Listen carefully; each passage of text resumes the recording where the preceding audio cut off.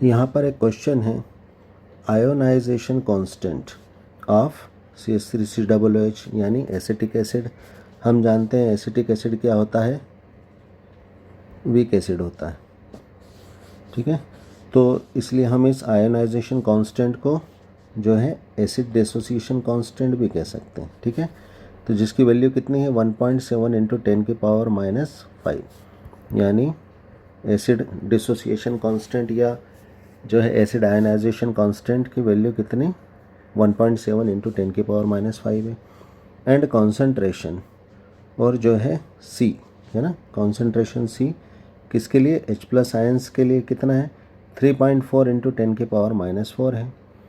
Then find out, तब हमें क्या निकालना है, कॉन्सेंट्रेशन ऑफ CH3COOH मॉलिक्यूल्स, है ना। यानी एसिटिक एसिड का हमें इनिशियल यानी स्टार्ट में, शुरुआत में, प्रारंभ में इसका कॉन्सेंट्रेशन क्या रहा होगा यह हमें बताना है। तो यहाँ पर आंसर होगा डी 6.8 इंटू 10⁻⁻3। ये किस तरह से होगा आइए हम देखते हैं।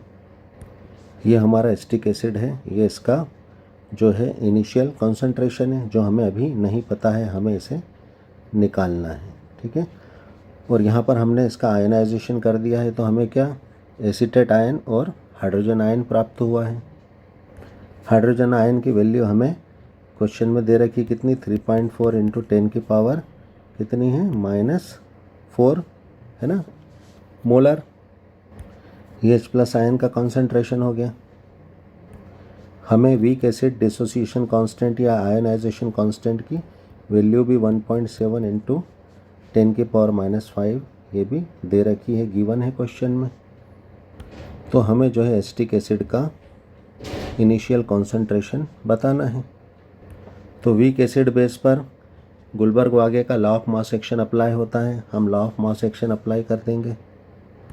Law of mass action apply करने पर एसिड डिसोसिएशन कांस्टेंट के क्या हो जाएगा, यहाँ पर जो प्रोडक्ट्स हैं लॉ ऑफ मास एक्शन वो कहाँ चले जाते हैं, ऊपर चले जाते हैं।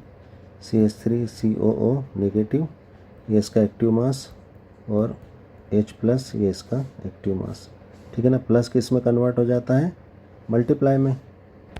और नीचे क्या हो जाएगा, एसिटिक एसिड का एक्टिव मास। ये हमारा लॉ ऑफ मास एक्शन है। हम जानते हैं एसिटिक एसिड क्या होता है, बहुत वीक होता है। मेरे ख्याल से शायद 1,00,000 मॉलिक्यूल्स में से इसका शायद एक ही मॉलिक्यूल आयनाइज होता है ना, डिसोसिएट होता है शायद, है ना। तो यहाँ पर अगर हम देखें तो ये बहुत ही ज़्यादा वीक होता है। और यहाँ पर हमें जो है एसिटिक एसिड के आयनाइज होने के बाद H+ आयंस कितने हमें क्वेश्चन में बताए गए हैं, कितना गिवन है इसका कॉन्सेंट्रेशन 3.4 इंटू 10⁻⁻4। तो ये अगर आयनाइज हुआ तो इसने क्या करा, 1 मोल किसका दिया, H+ आयन का, और 1 मोल किसका दिया, एसीटेट आयन का।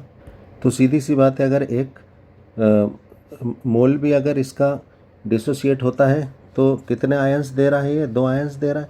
तो डेफिनेटली जितना आयनाइजेशन इसका होगा H+ का, क्योंकि यह हमें 1 मोल मिला इसका, तो उतना ही कॉन्सेंट्रेशन किसका होगा, एसीटेट आयन का होगा, क्योंकि ये दोनों किससे ब्रेक होकर आए हैं, एसिटिक एसिड से, ठीक है ना।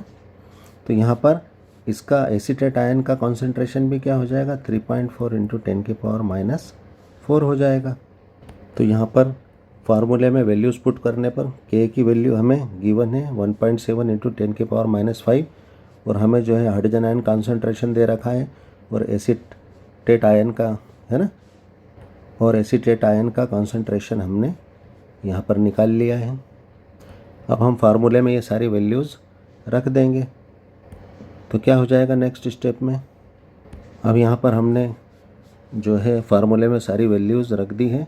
अब हमें यहाँ पर क्या निकालना है, एसिटिक एसिड का इनिशियल कॉन्सेंट्रेशन निकालना है। तो इसे हम किधर, बराबर के इधर ले आएंगे, और जो है आयनाइजेशन कांस्टेंट, है ना, या एसिड डिसोसिएशन कांस्टेंट की वैल्यू यहाँ पर ले आएंगे। तो क्या हो जाएगा नेक्स्ट स्टेप में, अब इसे हल करने पर पॉइंट से पॉइंट कैंसिल, 17 2 जा 34, 34 का 2 में मल्टीप्लाई करने पर कितना हो जाएगा 6.8। यहाँ पर कितनी पावर है -4 और -4 हम जानते हैं जब मल्टीप्लिकेशन होता है तो पावर्स अटैच हो जाती है, यानी ऊपर कितनी -4 और -4 कितनी -8 पावर हो गई और नीचे कितनी है 5। 5 में से 8 पावर कैंसिल हुई तो यहाँ पर कितनी बचेगी 10⁻³ यानी एसिटिक एसिड का इनिशियल कॉन्सेंट्रेशन क्या होगा 6.8 × 10⁻³ जो कि हमारा आंसर डी है।